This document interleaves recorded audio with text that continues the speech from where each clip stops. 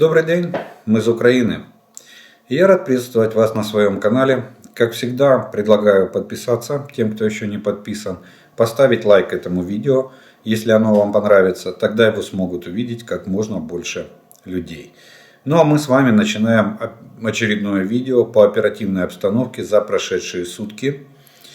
И сегодня у нас на календаре 19 января, киевское время, 18 часов. Итак, сегодня большой религиозный праздник, сегодня водохрещение. Поэтому всех, кто отмечает этот праздник, православные христиане, я их поздравляю с этим праздником. Сегодня надо окунуться в ополонку для того, чтобы омыть себя, похреститься и омыть себя от грехов и неправедных поступков. Ну, возвращаемся к главному неправедному поступку этого, наверное, столетия. Потому что война носит очень, я бы сказал, большой масштаб и очень жестокий характер. Преступления, которые совершает Путин и заставляет совершать Российскую Федерацию, они не имеют аналогов, как любят говорить в Российской Федерации. Такой степени жестокости не было даже во Вторую мировую. Ну что ж, начинаем оперативную обстановку, и она сложилась за прошедшие сутки следующим образом. За прошедшие сутки подразделения сил обороны Украины отразили атаки оккупантов в районах населенных пунктов Белогоровка Луганской области, Терны, Верхнекаменская, Солидар, Красная Гора, Бахмут, Клещиевка, Курдюмовка, Водяная, Марьинка, Победа Донецкой области. В то же время противник нанес 25 авиационных ударов и совершил более 85 огневых ударов из реактивных систем залпового огня. Угроза нанесения авиационных и ракетных ударов Российской Федерации по гражданским объектам остается высокой на всей территории Украины. На Волынском, Полесском, Северском и Слобожанском направлениях обстановка остается стабильной. В приграничных с Украиной районах наступательных группировок противника не обнаружено. Их формирование не ведется. Определенные подразделения вооруженных сил Российской Федерации и Республики Беларусь продолжают выполнять задачи. Белорусы стоят на прикрытии своей государственной границы. Российские войска, используя полигоны и учебно-материальную базу белорусской армии, продолжают готовить свои моб-резервы на территории Белоруссии. Вот такая обстановка у них на сегодняшний день.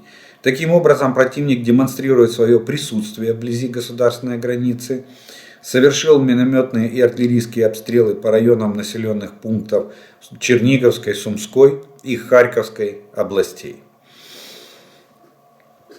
Теперь по другим оперативным направлениям, по линии фронта. На Купянском направлении продолжаются позиционные бои в районе населенных пунктов Площадки, Дебровы и Кременной. На Лиманском направлении здесь позиционные бои, обмен артиллерийскими огневыми ударами. Ситуация на Лиманском направлении более спокойная, чем даже на Купянском. Далее, Бахмутское направление. Вооруженные силы Украины фактически добились стабилизации фронта на Бахмутском направлении. Враг продолжает давить на Благодатное из западных окрестностей Солидара. Но это уже продолжается практически неделю. Противник успеха не имеет. Оккупанты безуспешно пытаются атаковать Красную Гору. Успеха не имеют. Им удалось вплотную подойти к Краснополовке. Продолжаются попытки российских войск прорваться к Раздолевке и Веселому. Но то же самое успеха за последние сутки и предыдущие противник успеха не имеет. Фронт постепенно стабилизируется.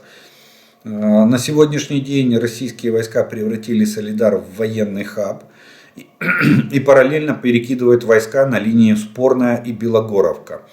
А Белогоровку пытается штурмовать. На сегодняшний день безуспешно. Успеха не имеют.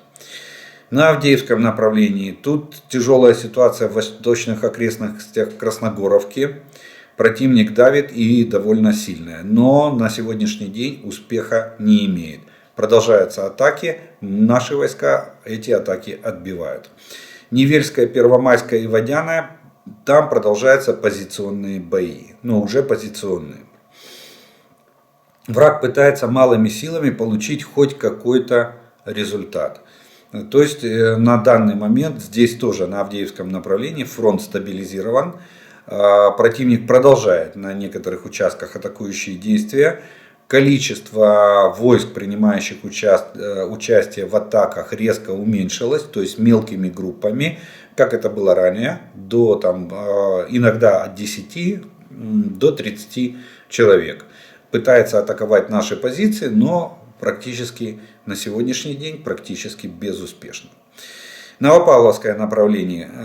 Идут обстрелы. На Запорожском направлении и позиционные бои. На Запорожском направлении тоже самая ситуация, более-менее стабильная. Идут позиционные бои и обстрелы, обмен артиллерийскими ударами. На Запорожском направлении пострадали 24 населенных пункта Донецкой и Запорожской области. На Херсонском направлении оккупанты не прекращают террор гражданского населения. В частности, обстрелы из реактивных систем залпового огня и ствольной артиллерии подверглись районы более чем 20 населенных пунктов от Херсона до Никополя. Извините. Вот. То есть весь правый берег Днепра, где напротив присутствуют российские войска, везде российские войска пытались наносить артиллерийские удары реактивной и ствольной артиллерии. За прошедшие сутки наша авиация нанесла порядка 13 авиационных ударов по районам сосредоточения живой силы и техники и вооружения противника, по 3 позициям зенитно-ракетных комплексов российских войск. В то же время воздушные силы Украины сбили вражеский вертолет К-52 и беспилотник типа Мерлин-ВР. Также подразделения ракетных войск и артиллерии сил обороны Украины за сутки поразили 3 пункта управления, 5 районов сосредоточения оккупантов, 1 склад боеприпасов и 2 других важных объекта врага. Ситуация по носителям ракет «Калибр» и по присутствию кораблей российского Черноморского флота в Азовском и Черном морях не изменилась. Вот такие военные новости на сегодняшний день сложились на линии фронта. Самая главная новость, на которую надо обратить внимание, это то, что нашим войскам удалось стабилизировать линию фронта. Атакующий натиск частично начал идти на спад. Ну а теперь немножко поговорим о военно-политических новостях, которые сложились в Украине вокруг нас. Очень интересная новость пришла из России. Один из депутатов Государственной Думы Российской Федерации написал, Ступин, так его фамилия, написал в декабре еще месяце, написал запрос в Министерство обороны России относительно солдат, которые заключили контракт с ЧВК «Вагнер». И после этого пропали со связи. Ну, насчет солдат, это он сильно погорячился, потому что это наемники, и статус их наемники и военные преступники. Так гласит международное право. Так вот, Министерство обороны Российской Федерации ответило. В ответе сказано, что ЧВК «Вагнер» не входит в состав вооруженных сил России. И поэтому Минобороны РФ не может содействовать налаживанию официальных контактов родственников сотрудников ЧВК с работодателем. Ну, работодатель, понятно, в кавычках. Кстати, очень классная формулировка. Сотрудники ЧВК. То есть наемные, ну кто они там, рабочие там или или боевики, или кто, но солдатами статуса не могут, военнослужащего статуса у них нету, солдатами их называть было бы неправомочно. Вот так ответил начальник Генерального штаба Российской Федерации. Так что противостояние, точнее отмежевание вооруженных сил России от ЧВК, оно продолжается. И в принципе это нам играет на руку. Когда нет взаимодействия, нет согласования, это очень хорошо сказывается на характере ведения боевых действий. Следующая новость. Эстония приняла решение предоставить Украине рекордный пакет военной помощи. Ну, вы знаете, я вам скажу, такое складывается впечатление очень положительное в то, что Запад, страны-партнеры, вот формат Рамштайн, мы все его ожидаем, завтра он начнется, они все начинают понимать, что надо наконец-то начинают понимать, что надо давать оружие. И давать его не 1, 2, 3, а давать 10, 20, 100 и более. Так вот, даже вот Эстония при всех своих возможностях, при том размере страны, которую они имеют на сегодняшний день, они собрали военную помощь на 113 миллионов евро. И это для них является крупнейшей за все время ведения активных боевых действий пакетом помощи, который они собираются предоставить Украине. И этот пакет помощи будет состоять из 155 миллиметровых гаубиц и 122 миллиметровых гаубиц, 1000 снарядов и грузовиков к ним, более сотни противотанковых орудий Карл Густав и более 1000 единиц боеприпасов к ним. Вот такой вот пакет помощи собрала Эстония. Я так понимаю, что уже, наверное, в международном сообществе цивилизованных стран, которые поддерживают Украину, или, можно уже, наверное, сказать, коалиция, может быть, стран, поддерживающих Украину, уже становится как бы правилом хорошего тона оказывать Украине как можно большую помощь. И в подтверждение этого гласит следующая новость. Швеция. Сколько мы этого ждали? Помните, мы обсуждали с вами, что уже трижды звучала новость о том, что вот арчеры, шведские арчеры, ведь автоматические самоходные артиллерийские установки едут в Украину. И наконец-то мы попробуем их в настоящем бою и дадим им оценку, а они нам помогут в огневом поражении противника. Так вот, теперь мы имеем официальное заявление со стороны Швеции. Вице-премьер Швеции огласил, что Швеция передаст Украине около 50 БМП СВ-90 и 12 САУ «Арчер». Так что наконец-то свершилось. Дождались мы. Спасибо огромное Швеции. И боевые машины пехоты тоже нам очень даже нужны. А 12 САУ «Арчер» это фактически артиллерийский дивизион при 4-орудийной батарее. Так что шведские автоматы, я назову так, потому что гаубица автоматическая полностью, начнут свою боевую работу в рядах вооруженных сил Украины.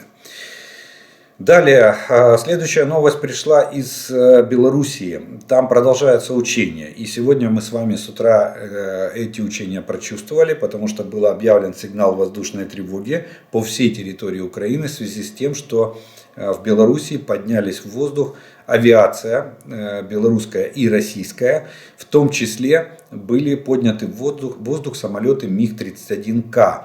Это, напомню, это самолеты, которые переоборудованы или приспособлены для пусков гиперзвуковой ракеты, как заявляет Российская Федерация, «Кинжал».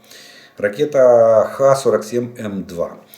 Это практически баллистическая ракета от комплекса «Искандер». Но тем не менее, сегодня пришло усиление, то есть Российской Федерации перебросили еще 2, почему-то написано истребители, Су-24, это фронтовой бомбардировщик.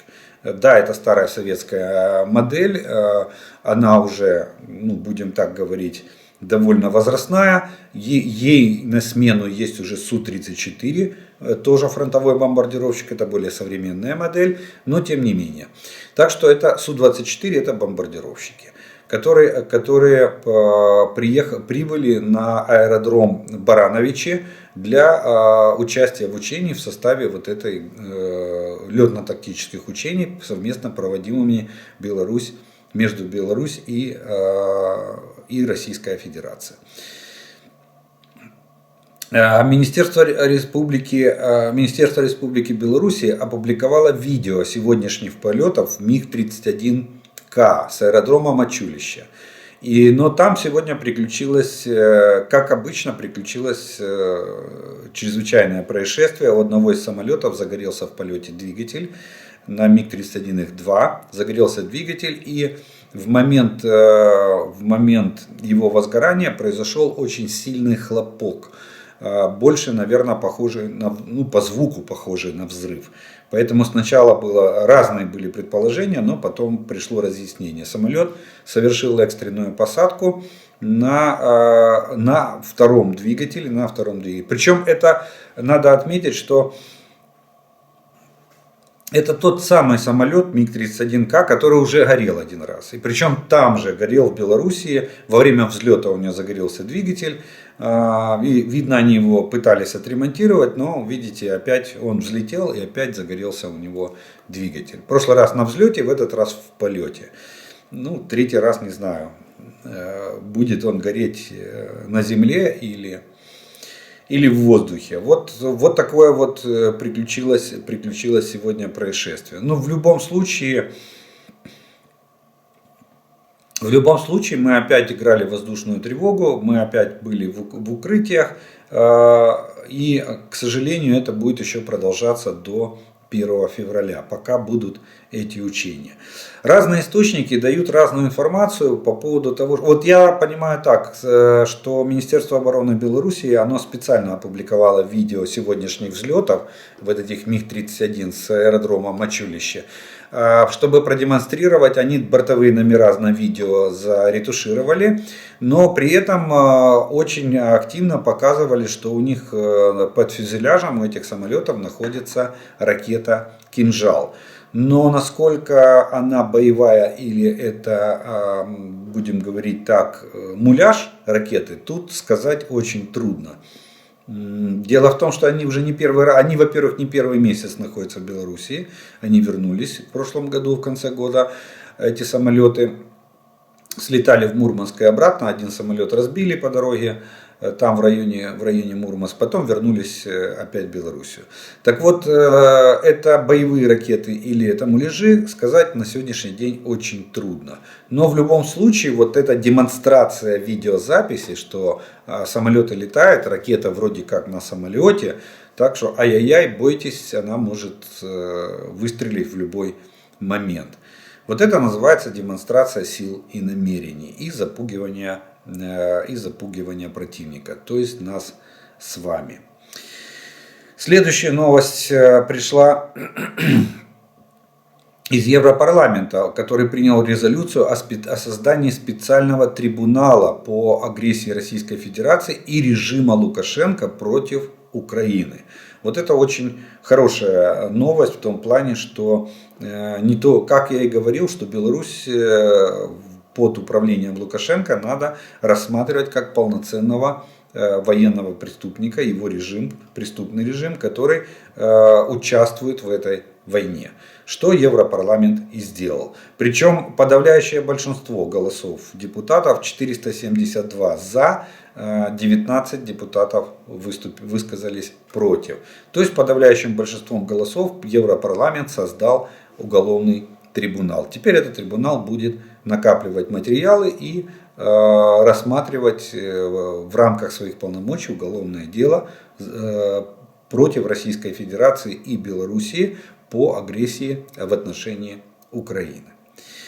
Следующая новость пришла к нам из Польши. Очень интересная новость, что бывший командующий сухопутными войсками Польши генерал Скрипчак высказал свою версию дальнейшего развития событий. Он сказал, что новое наступление Российской Федерации может начаться со стороны Воронежа, Курска и Брянска. Под ударом сначала могут быть Днепр, Полтава, а затем Запорожье и Харьковская, и Луганская, Донецкая и Херсонская области. То есть якобы основной упор. И он говорит, что по его словам, именно там Российская Федерация сосредоточила большинство из 300 тысяч мобилизованных осенью солдат.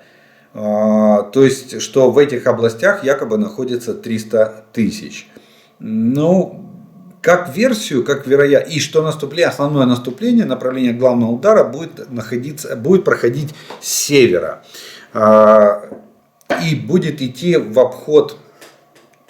Харьков получается тогда в окружении, будет идти на Днепр-Полтава, потом Запорожье, Харьковская, Луганская, Донецкая области остаются как бы внутри кольца, то есть какие-то гигантские клещи Российская Федерация якобы должна организовать.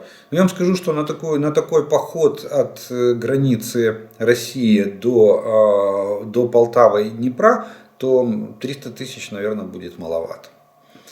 Очень даже будет маловато. Это первое. Второе, ни наша, ни западная разведка на сегодняшний день не дала ни одного сообщения, что в этих областях, имеется в виду Курская, Брянская и Воронежская, сосредоточены большая часть от 300 тысяч. Большая часть от 300 тысяч это, примерно это уже 160, допустим, да, или 151 тысяча, если мы говорим о большей части. То есть это больше половины. Вот. Но при этом он же, этот генерал, не прогнозирует новое вторжение Российской Федерации со стороны Белоруссии. То есть на поход на Киев он не прогнозирует, говорит, что не будет. И исключает нападение армии Белоруссии на Украину. Так что вот такое вот, скажу вам так, как версия имеет право на жизнь. Для, допустим, нашего генерального штаба вполне было бы логичным рассмотреть и такой вариант проведения операции. Но на сегодняшний день, еще раз подчеркну, на сегодняшний день, по открытым источникам информации, данное сосредоточение российских войск на территории этих трех областей не подтверждается.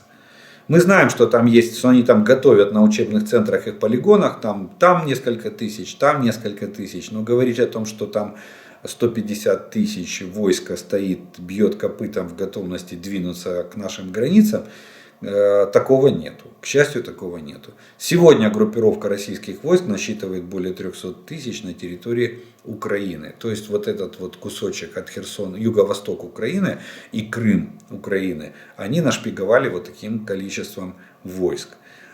Если мы говорим, что было где-то порядка 170-180 тысяч, то есть 120 тысяч они уже сюда пригнали. Сколько они еще смогут сюда пригнать, трудно сказать. С учетом того, что в Белоруссии находится порядка 10 тысяч мобилизованных, которые постоянно проходят там обучение. Вот. Но посмотрим, ближайшие недели, я так понимаю, покажут, куда начнется массовое перемещение российских войск. И самое главное, будем внимательно следить, с чем они будут перемещаться, с какой техникой и с каким вооружением. Вот. И на пасашок, точнее нет, не на пасашок, у нас следующая новость наша с Киева. Это сегодня в Киеве с визитом находится президент Европейского совета Шарль Мишель. Он встречается с президентом Украины, и это еще раз подтверждает, что они приехали согласовывать планы по подготовке Украины по вступлению в Европейский Союз. То есть у нас есть, помните, да, нам предоставили такой как бы план подготовки членства, мы его согласовали и мы его выполняем. И я думаю, что Шарль Мишель приехал именно согласовывать эти вопросы и проверять ход выполнения Украиной тех обязательств, которые мы взяли на себя для сближения, максимального сближения с Европейским Союзом. Так что не стоит на месте, процесс идет, и я думаю, что мы выполним эти все обязательства и будем рассматриваться, возможно, даже в ближайшие несколько лет будем рассматриваться как страна-кандидат на вступление или страна, которая вот-вот должна начать процедуру вступления Украины в Европейский Союз. Ну и на пасашок, вот новость, которую я вам приготовил, это очень интересная, она из ряда вон выходящая, я бы даже так сказал. Дело в том, что сегодня прозвучало заявление главы Министерства иностранных дел Ирана.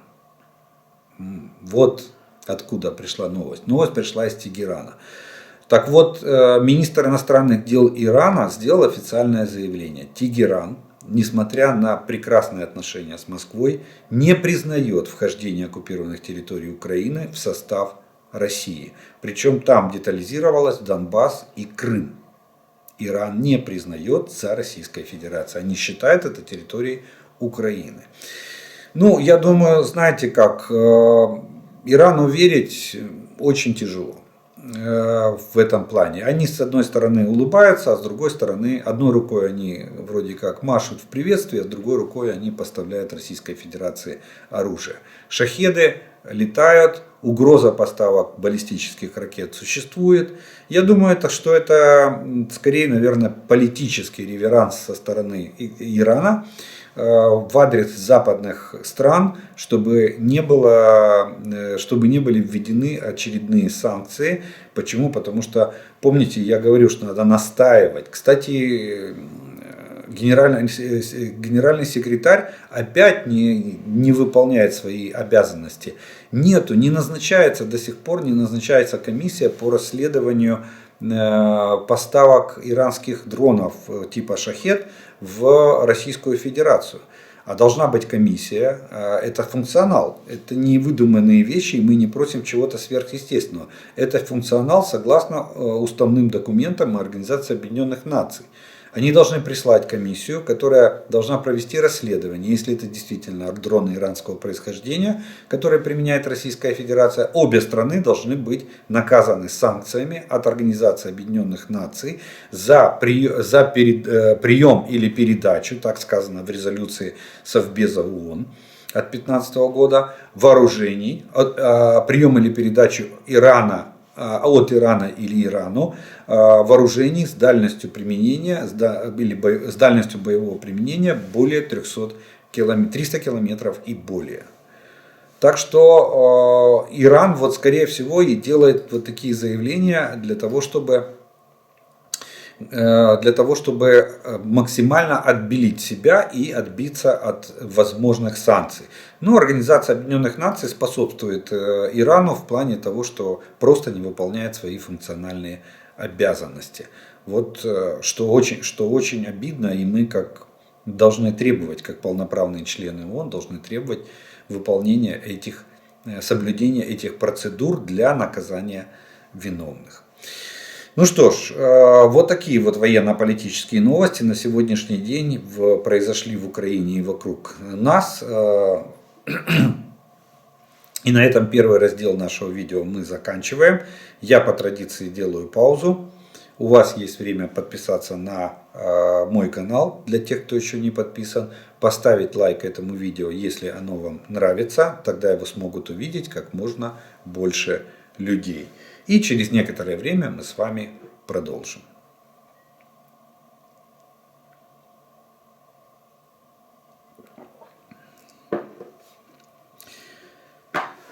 Ну а продолжим мы с вами, как обычно, по традиции, это ответом на ваши вопросы, которые вы прислали. И первый вопрос сегодняшнего видео будет звучать как раз в контексте белорусских учений и подготовки к возможной подготовке к вторжению союзных войск или даже не знаю. Вот там, кстати, запуталась уже и Россия, и Белоруссия. Они не могут определиться, какой же статус сегодня в Белоруссии.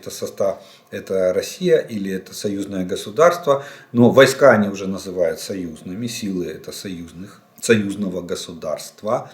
Так они их уже называют. Вот. То есть они перетягивают на себя одеяло, и Лукашенко может завтра остаться без армии, что может иметь для него пагубные последствия, как человека, который самопроизвольно занимает место президента Белоруссии. Итак, вопрос звучит следующим образом. Читаю, что Россия скрытно перебрасывает живую силу якобы под видом гражданских грузов. Вроде белорусы сами пишут, что известно по этому поводу. Ну, скажу так, что появилось сообщение, кстати, его уже вторые сутки обговаривают, хотя не стоит выведенного яйца, что якобы Российская Федерация перевозит личный состав мобилизованных в железнодорожных цистернах. Сразу скажу, что это похоже на бред сивой кобылы. Дело в том, что цистерны предназначены для перевозки технических жидкостей. Представьте цистерну после дистоплива или после бензина, и туда залазит человек. Он угорит в этой цистерне, причем насмерть угорит, задохнется за считанные минуты, если не за секунды. Там нечем дышать, это первое. Второе, там могут быть токсичные, перевозка могла быть и кислот, и каких-то щелочей, всего что угодно, любых химических составов. Посмотрите, что движется по железной дороге. Это, и самое главное, цистерна круглая, в ней находиться очень неудобно. Они там сидят в рядок на дне цистерны при морозе минус 20 градусов внутри железной бочки большой. Не верьте таким вбросам. Намного проще и намного скрытнее оборудовать, допустим, фуру под перевозку личного состава. Или, допустим, пустить автобусы по каким-нибудь маршрутам, не по центральным дорогам, а по второстепенным дорогам. Так что нет, это насчет переброски, я думаю, что особенно железнодорожным транспортом, это чистейший фейк.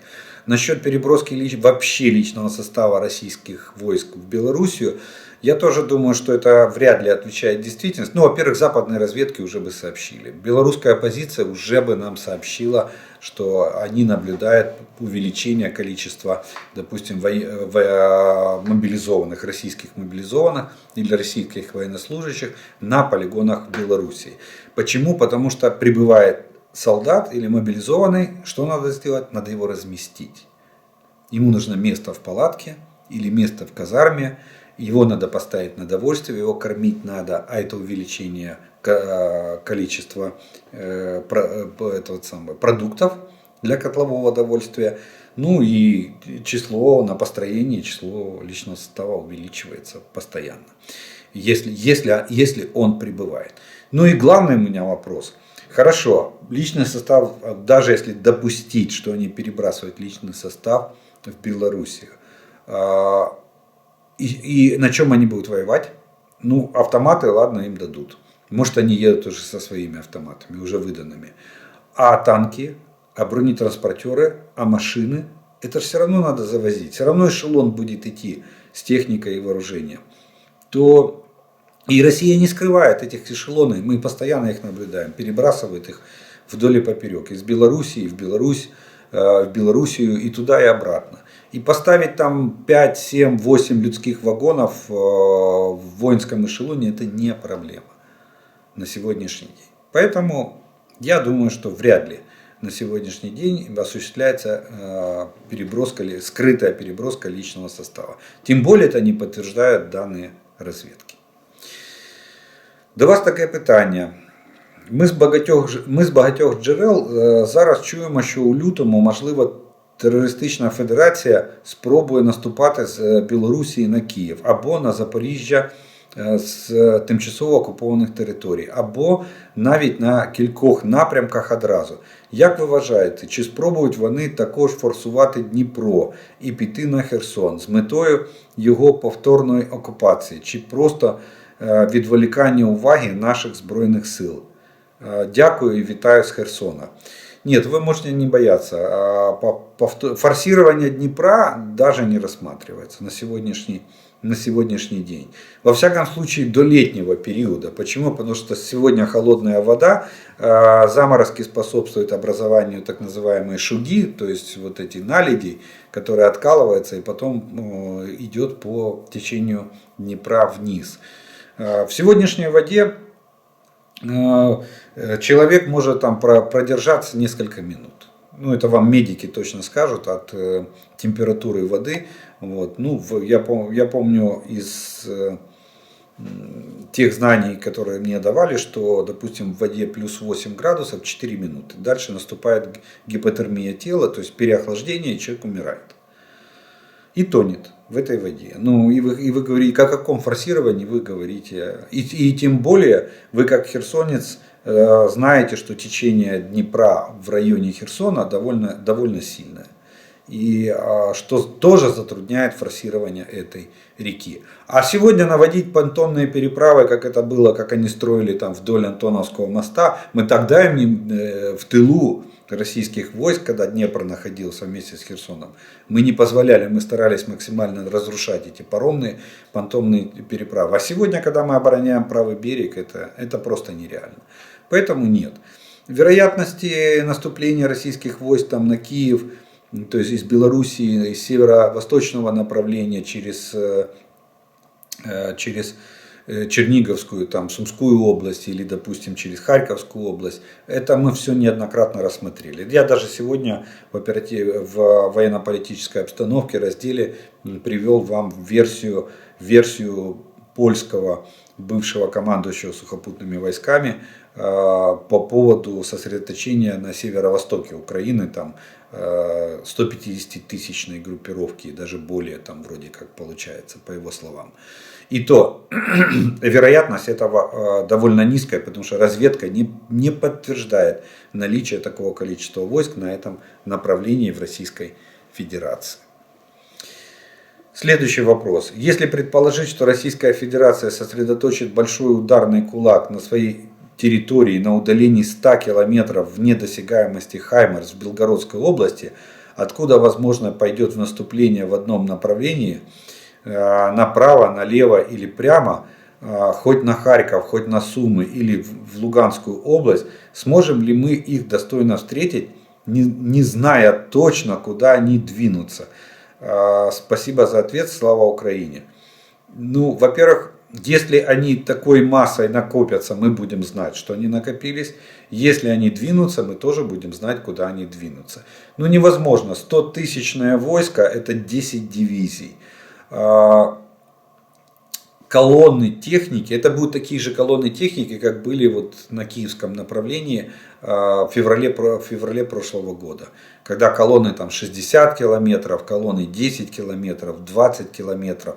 Вы же понимаете, что такими колоннами, когда они начнут выдвижение, если они соберутся в кучу, то мы сразу же будем знать направление, куда идет колонна. И на сегодняшний день наша граница постоянно совершенствуется в инженерном отношении. Мы превращаем нашу границу как с Белоруссией, так и с Российской Федерацией, там где мы ее контролируем, в укрепрайон. Мы ее оборудуем в инженерном отношении. Так что, во-первых, неожиданностей не будет. 100-километровый марш, ну, это несколько часов движения. Для смешанной колонны это примерно 8-10 часов движения. Так что колонна очень медленно движется.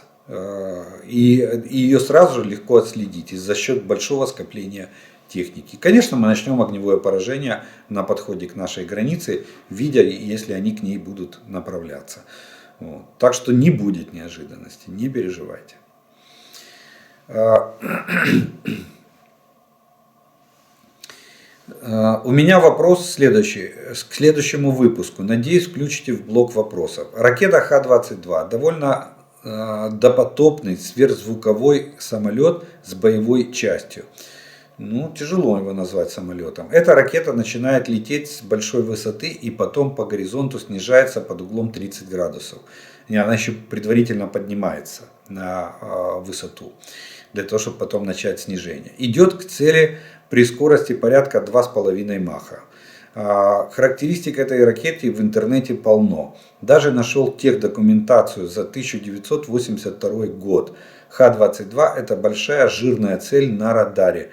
Плюс двухступенчатый жидкостной реактивный двигатель, который работает на всех режимах полета.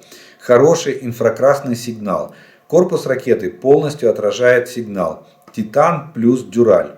Вопрос, как ее невозможно сбить?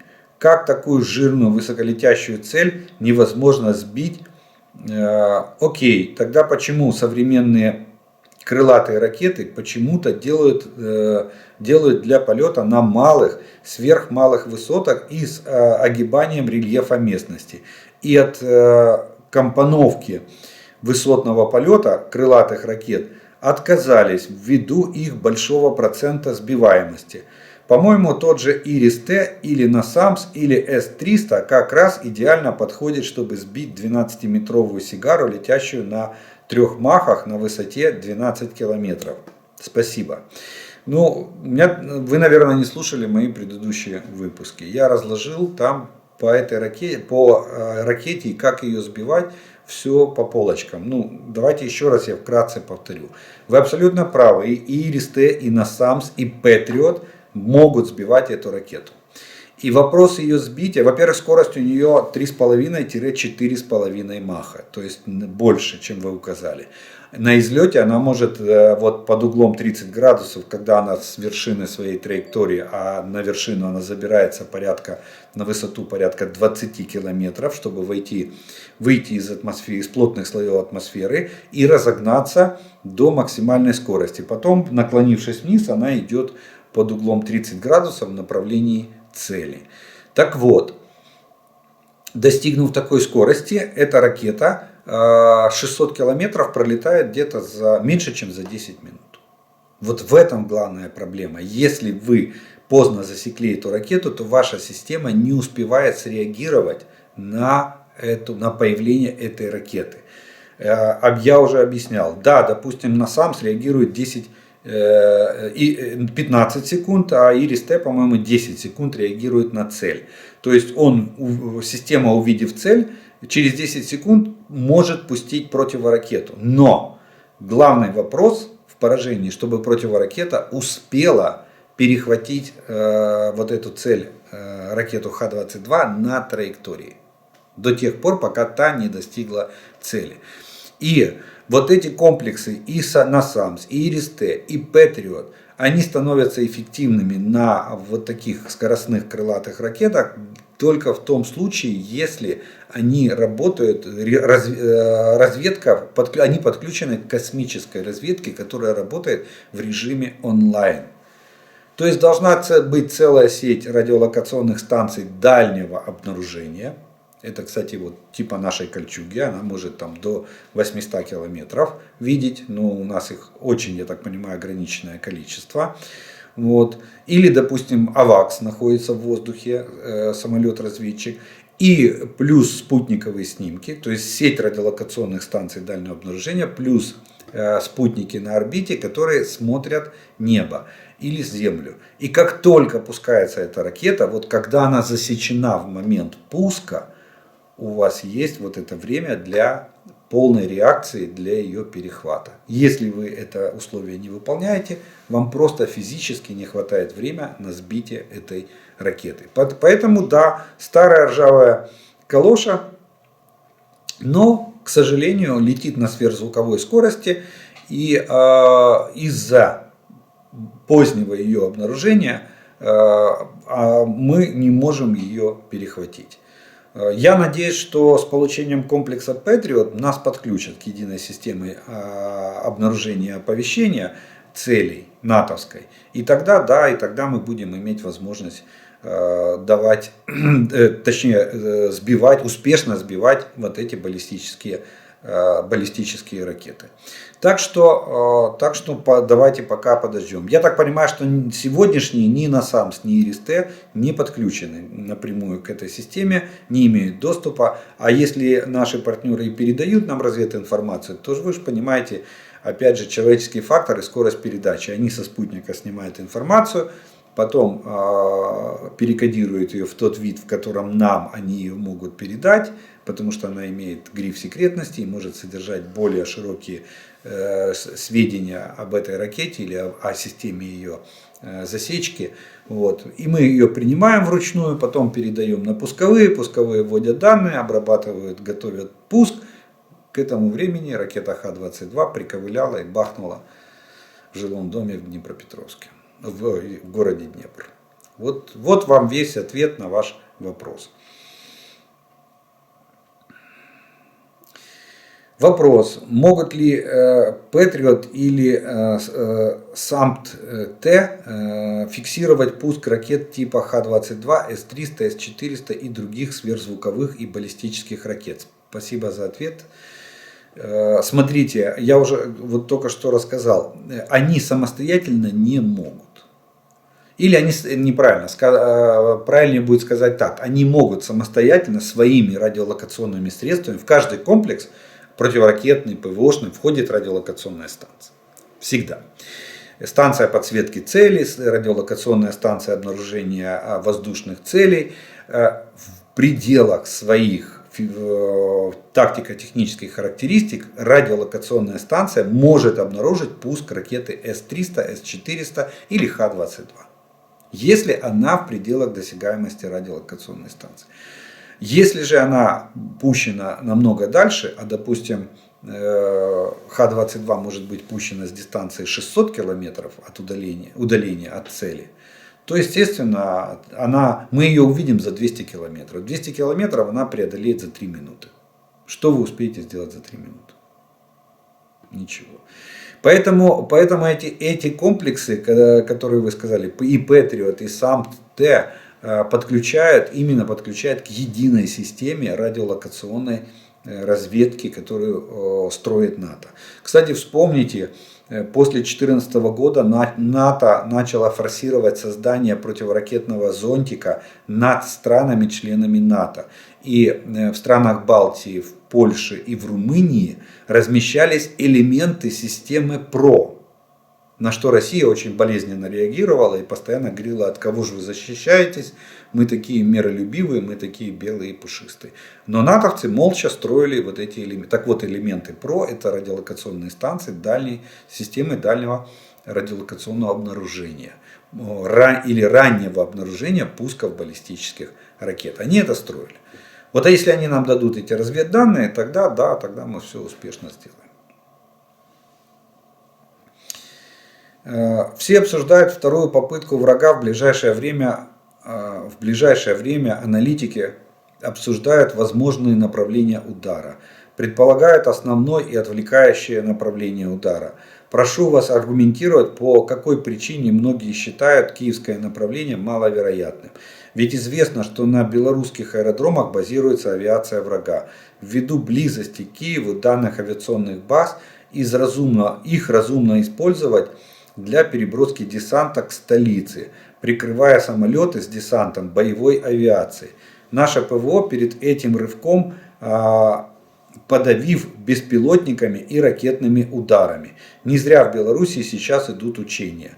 Возможно, это может иметь подтекст. Исходя из вышесказанного, по логике, таким быстрым рывком с подавлением нашего ПВО есть вероятность высадки десанта вблизи Киева или в Киеве для захвата органов власти. При этом отвлекающие удары могут быть реализованы на других направлениях. Прошу вас прояснить вероятность такого сценария и насколько возможна такая операция без поддержки наземных сил. Заранее благодарю.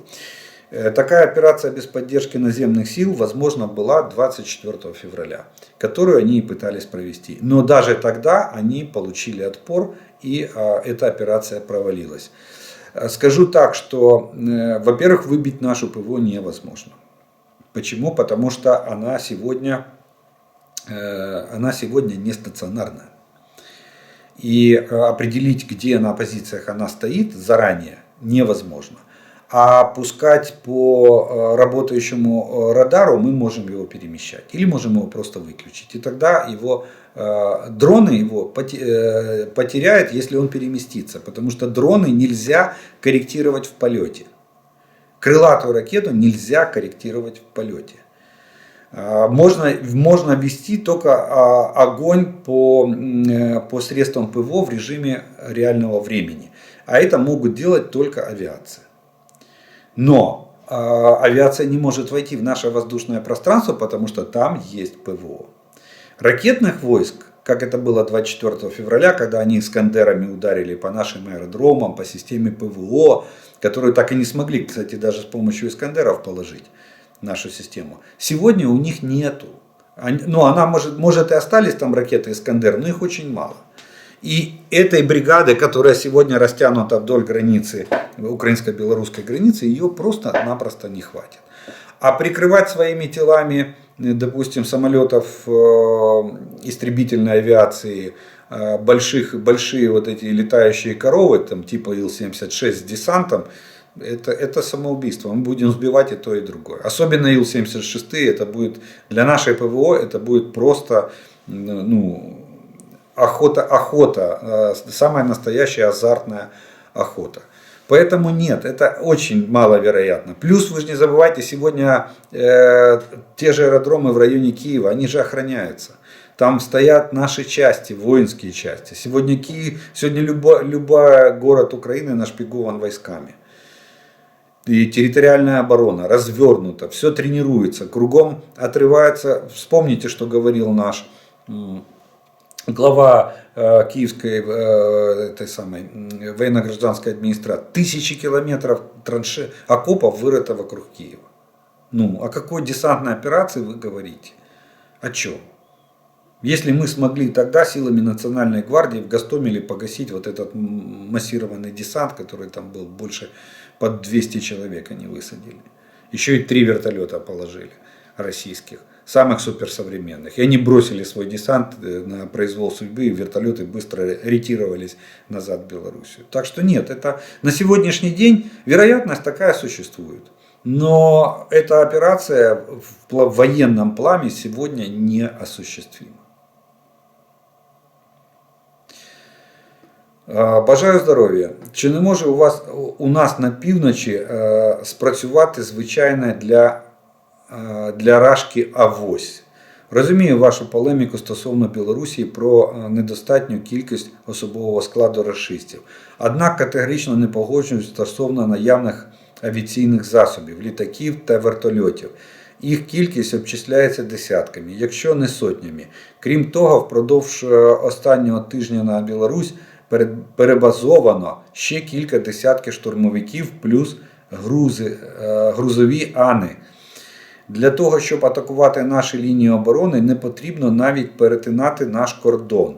Якщо авіація ворога організує бомбардувальні каруселі, достатньо пара десятків літаків та стільки ж вертольотів, то наші лінії оборони можуть зазнати катастрофічних руйнувань. Ви самі стверджували, що авіаційні удари по позиціях оборони найстрашніше з того, що може спіткати оборонців. До того ж, там є їх артилерія і реактивні системи залпового вогню. Хай навіть і в менших кількостях, ніж на півдні і сході. Про С-400, С-300 ви щойно сказали. От тупо по-рашистськи. Попруть по замінованих дорогах, підриватимуться, підірваних спихаватимуть з дороги, лізтимуть наступні, як в Солидарі чи в Бахмуті, допоки не вилізуть з мінних полів хоч пара десятків танків, БТРів, тощо на розбитті наші оборонні лінії. Щонайменше добротний відволікаючий удар відбудеться. У такому разі наступне угруповання може бути не 70 і 100 тисяч на війська, а менше. Ви знаєте, я Я, конечно, понимаю ваши опасения, и я не устану вам разъяснять, какие бы фантастические сценарии вы не написали в плане попыток прорыва нашей обороны. Дело в том, что местность такова на границе, украинско-белорусской границе, что есть узкие проходы, по которым будут двигаться российские войска. В малом количестве, в большом количестве, это не важно. Это раз. Они будут вынуждены идти в этих проходах, потому что другой проходной местности там просто нету.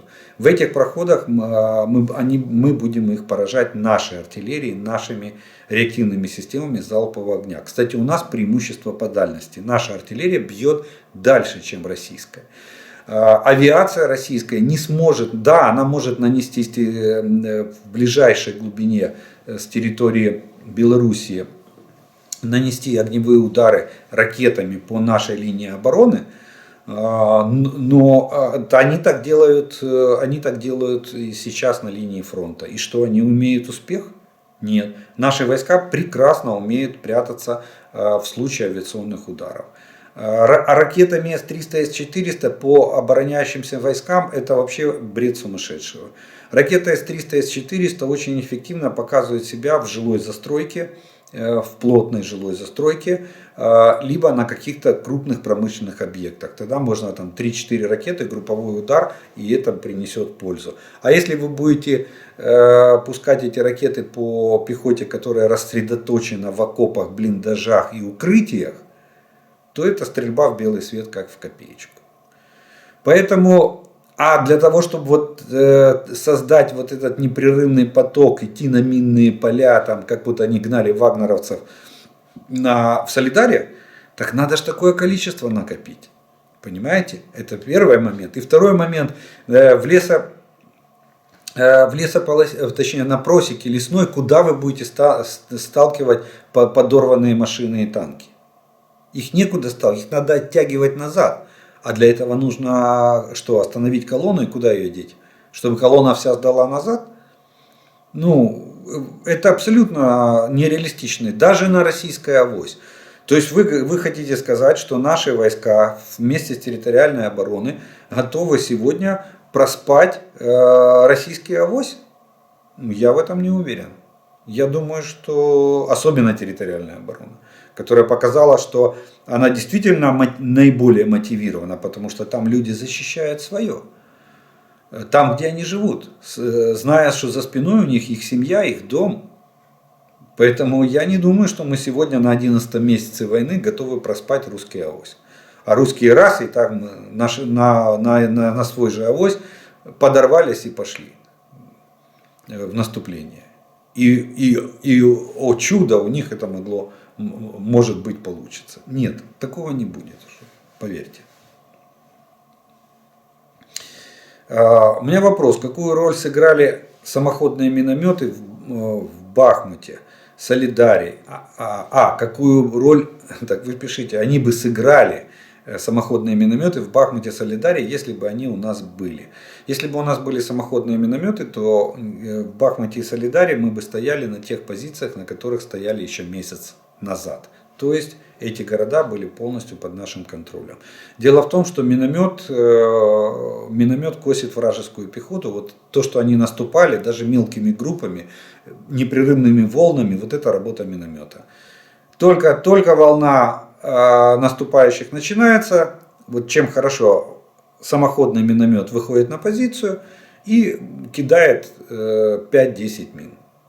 5-10 мин кинул, все, этого достаточно. Поверьте, никто уже никуда ни в какую-то атаку идти не будет, если бы так было. Поэтому мы бы спокойно удерживали бы, они бы охотились за этими минометами, мы бы их, а вот за счет бронезащиты и маневренности мы бы их берегли и не давали бы их уничтожить противнику. Но в любой момент они бы выходили и очень быстро и эффективно поддерживали обороняющиеся войска. А еще могли, если мы, допустим, разведка докладывает, что накапливается личный состав в окопах, они же не из глубины выдвигаются, они же из окопов своих в наступление переходят. Так вот, как только они начали накапливаться, тот же миномет очень эффективно работает по укрытой пехоте. То есть могли накидать бы этих мин и в окопы. Так что я думаю, они бы сыграли там ключевую роль. И той ситуации, которую мы имеем сегодня, вполне бы могло не быть. Возможен ли план рашистов напасть со всех направлений одновременно, перечисленных вами? Теоретически да, при наличии, допустим, ну, как говорил один из спикеров, 600-700 тысячное войско, распределенное по 200-300 тысяч на каждое направление, одновременный удар, да, вполне был бы возможен. Если бы у России было такое войско, обученное, экипированное и вооруженное, включая тяжелым вооружением. Плюс добавьте сюда авиацию, которой почти, кстати, очень мало осталось авиации в Российской Федерации. Добавьте сюда авиацию, добавьте сюда ракетные войска, которых тоже потихонечку убывает на сегодняшний день. Вот. Тогда, да, теоретически это было бы возможно. Но, к нашему величайшему счастью, этого всего у Российской Федерации нет. Все оно есть, но оно в очень небольших количествах. Не в тех количествах, которые соответствуют таким задачам. Добрий день. Слава Україні. Я живу в Польщі 7 років. Від початку повномасштабного вторгнення займаюся волонтерством. Я знаю, що ми один із перших купили Mavic 3 і відправили до Кривого Рогу. Таке питання. В Польщі будуть ставити системи Patriot. Вони можуть передавати Збройним силам України дані про ракети, які летять в Україну, або їх збивати із своєї території. Чи то я багато хочу. Дякую за відповідь, перемоги нам.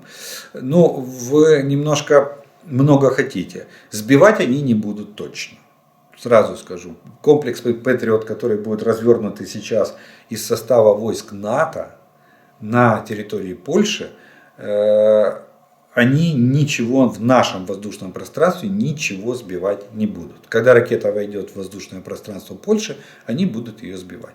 А вот обмен данными, я уже говорил сегодня, что вполне возможно, что с приходом комплексов Patriot, для того, чтобы они выполняли соответствовали своим тактико-техническим характеристикам, особенно в борьбе с баллистическими ракетами, их необходимо будет подключить к единой системе обнаружения и оповещения о наличии воздушных целей, натовской системе, что и будет, на мой взгляд, сделано. И, кстати, в этом случае, если мы получаем это подключение, доступ к этой системе разведданных, сбора и обработки разведданных, то эффективность остальных наших комплексов, типа NASAMS, IRIS-T, SAMT, она резко возрастает. Они тогда тоже могут бороться с баллистическими ракетами. Следующий вопрос.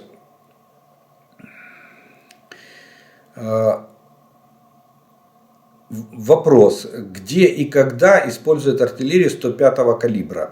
Говорят наши союзники, нам теперь будут давать только 105-й калибр. Ну, вы даете. 105-й калибр — это полевая артиллерия непосредственной поддержки общевойсковых подразделений, то есть пехоты. И она, как правило, буксируемая, она легкая, легко разворачивается. И, кстати, вот колесные танки, которые, ну, так называемые колесные танки, их нельзя так назвать, Бастион, Шторм, которые нам будут передаваться, они имеют пушку 105 мм. То есть это та же самая пушка, только поставлена на базу бронетранспортера. И кто вам сказал, что нам больше не дадут других калибров?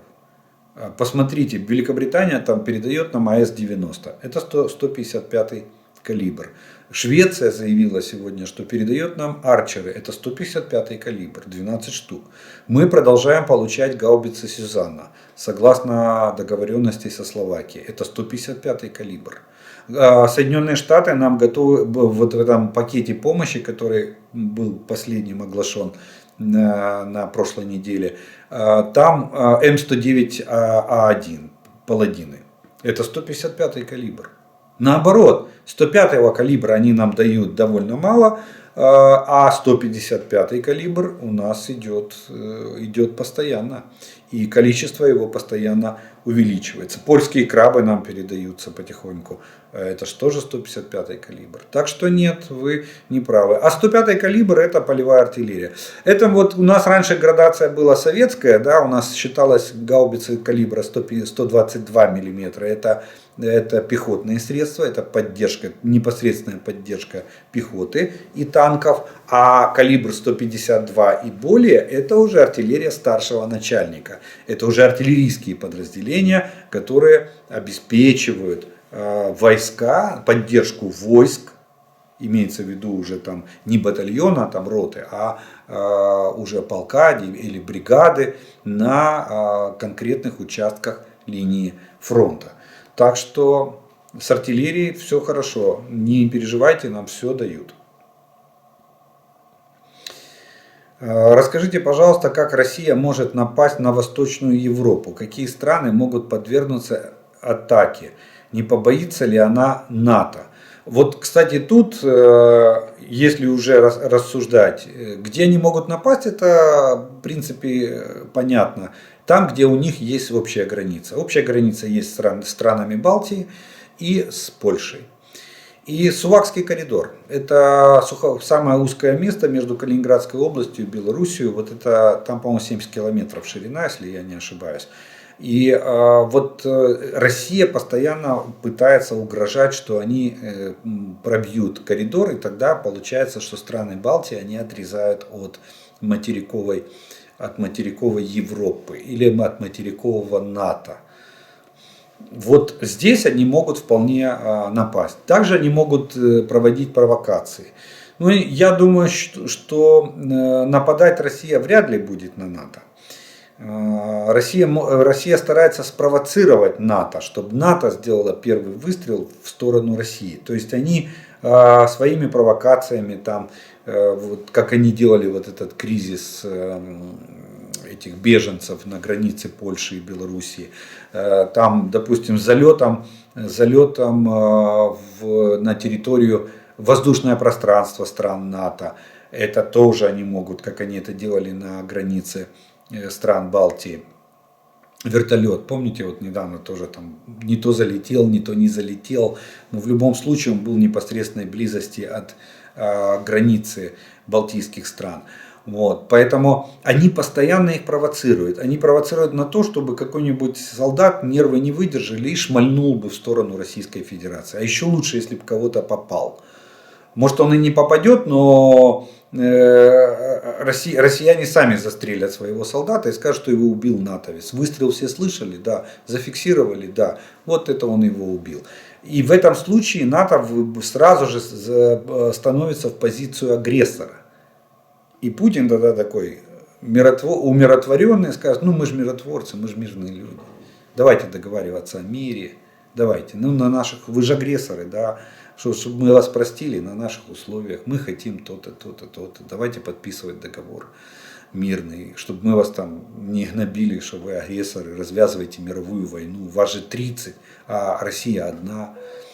Вот на это провоцирует Путин постоянно НАТО. А вот так, чтобы атаковать НАТО, нет. Кстати, они проводили даже, вспомните, летом проводили учения с выброской десанта.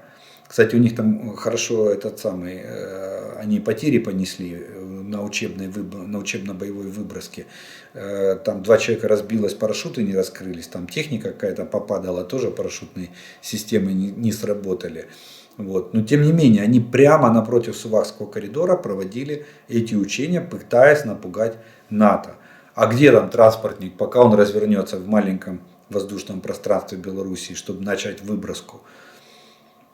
Куда он выбросит? Километр вправо, километр влево, хоп, это уже территория Польши. А Польша страна НАТО. Так что провокации со стороны России, да. Спровоцировать НАТО на первый выстрел, да. И тут же, в принципе, предложить условия переговоров. Ну или я это называю образно сдаться в плен. Объявить войну и сдаться в плен НАТО.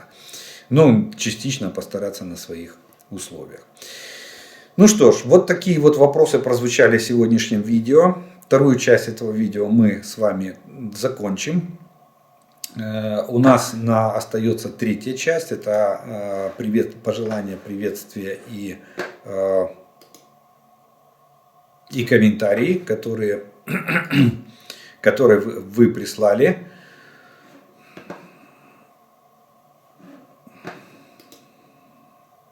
Которые вы сегодня прислали, и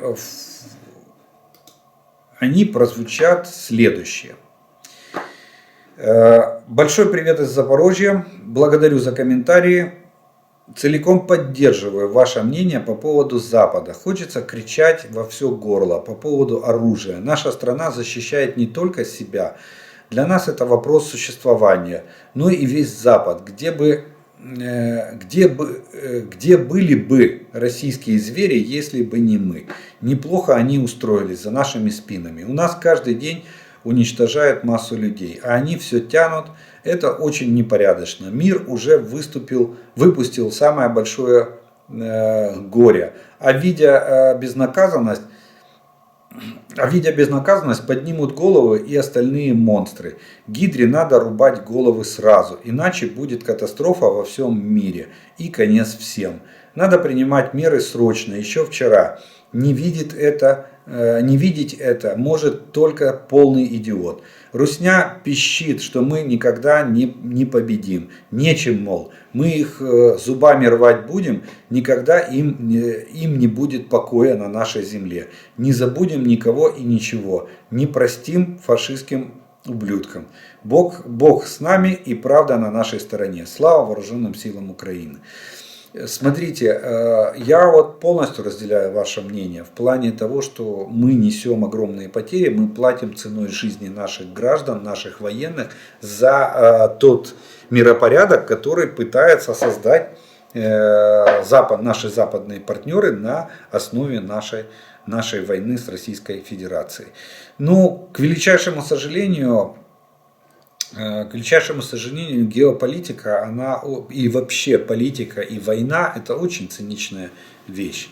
Никто из европейских стран не находится в состоянии даже военного положения. Они все живут мирной жизнью, и единственное, что они знают о нашей войне, это то, что им сообщают ихние новости, или то, что они смотрят в наших новостях, или общаются с нашими гражданами, которые там находятся в эвакуации. Они сочувствуют, они нам помогают, но при этом они соблюдают все процедуры мирного времени. В этом и бюрократизм. Ну а относительно сценария самого вооруженного войны между Украиной и Россией, у меня есть свое личное мнение. Я считаю, что этот сценарий где-то прописан у Соединенных Штатов. Вот они имеют какое-то собственное видение хода этой военной кампании, и они стараются регулировать эту войну именно поставками вооружений. Им не нужна быстрая и решительная победа Украины в этой войне. Им нужна разгромленная, обескровленная Россия, которая будет согласна на любые условия примирения в этом конфликте. Вот чего добиваются Соединенные Штаты ценой за наш счет. Вот так бы я это охарактеризовал. Кстати, может быть, именно поэтому Соединенные Штаты дают нам оружие практически бесплатно в качестве грантовой помощи, которую не надо будет возвращать. Возможно, это их оплата за тот наш ратный труд, за тот наш подвиг военный, который мы совершаем в этой войне, в том числе и за их интересы в этой войне.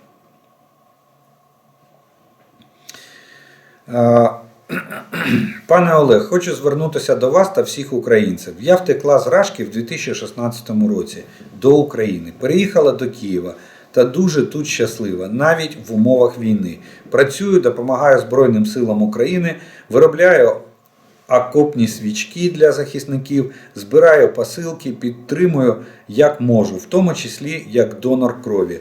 Всіх до цього закликаю. Україна найкраща, українці непереможні, вражаючі, найкращі люди, українці, я вас обожнюю. Тримаємось, Україна обов'язково переможе. Світло переможе темряву. Ми разом зробимо все, що від нас залежить. Україна – це любов. Слава Україні. Вот такое вот преображение человека при переезде с одной страны в другую. Добрый день. Спасибо за информацию. Часто обсуждается о сигналах оповещения, что они могут спасти, и люди могут успеть укрыться. Но в Днепре люди никуда не прячутся во время тревоги от слова совсем, ни днем, ни ночью, по причине того, что нет убежищ. Я из Днепра. Все находятся в домах или там, где застала тревога. Ну, я знаю, что это огромная проблема для всех городов Украины, отсутствие бомбоубежищ, потому что такая организация, как Гражданская оборона, была разгромлена канула в лету вместе с Советским Союзом, которая отвечала за содержание этих бомбоубежищ. Ну и программа военного развития страны или обороны страны не предусматривала все эти 30 лет, до 2014 года не предусматривали. Да, кстати, и даже после 2014 года не предусматривали мы бомбоубежища. Тогда мы немного вспомнили о них, я помню, появились надписи, где-то что-то кто-то почистил, какие-то замки сменили, каких-то ответственных там пытались назначать, и то это было на местном уровне. Это должна быть государственная программа. Ну а сегодня в отсутствие убежищ надо спускаться в подвал здания. Или выходить или в какие-то подземные переходы. Я не знаю, в Днепре расставляют вот эти защищенные остановки общественного транспорта. Там можно укрыться. От прямого попадания вас не спасет ничто. И бомбоубежище должно быть очень прочное, чтобы выдержать прямое попадание ракеты. Видите, что одна ракета сделала с целым подъездом жилого дома. То есть там шансов, к сожалению, нету. Практически нету на спасение. Но непрямое попадание от осколков и ударной волны, да, вас защитит тот же подвал, вас защитит вот это, если есть в Днепре, я не знаю, бронированное или железобетонное укрытие на остановках общественного транспорта, вас защитит даже подземный переход на улице. Спустившись туда, вы уже спасете свою жизнь и сохраните свое здоровье. Но игнорировать, чтобы вот так вот дом сложился, он складывается как карточный домик. Все это, я не знаю, кто еще этому не верит. Вот посмотрите, реально ракета пробивает первую стенку и сразу же мгновенно внутри здания происходит взрыв. Дом складывается сам в себя. Количество жертв вы прекрасно знаете, лучше меня. Сколько и кого и каких людей погибло в этом подъезде. Поэтому это, по-моему, более убедительного примера не игнорировать сигналы воздушной тревоги, мне кажется, найти на сегодняшний день невозможно. Поэтому берегите себя, не игнорируйте. Используйте все, что есть для того, чтобы укрыться от возможных ракетных атак со стороны Российской Федерации. Здравствуйте, Олег. Вы перечислили, из каких животных состоит немецкий военно-технический зоопарк. Хочу добавить, что немецкий БТР Мардер тоже был назван в честь животного и по-русски называется куница. Привет из Германии, слава Украине. Ну что ж, а куница, кстати, тоже довольно серьезный хищник. Ну что ж, на этом я благодарю вас за ваше внимание, что вы досмотрели до этого момента. Еще раз приглашаю подписаться те, кто не подписан на мой канал. Те, кто смотрит, поставьте лайк, для того, чтобы, если это видео вам понравилось, для того, чтобы его могли увидеть как можно больше людей. Огромное спасибо спонсорам и тем, кто поддерживает канал. Благодаря вашей спонсорской помощи и поддержке у меня есть возможность доносить до вас эту информацию, записывая эти видео. Ну а мы с вами продолжаем верить вооруженным силам України. Перемога за нами. Слава Україні!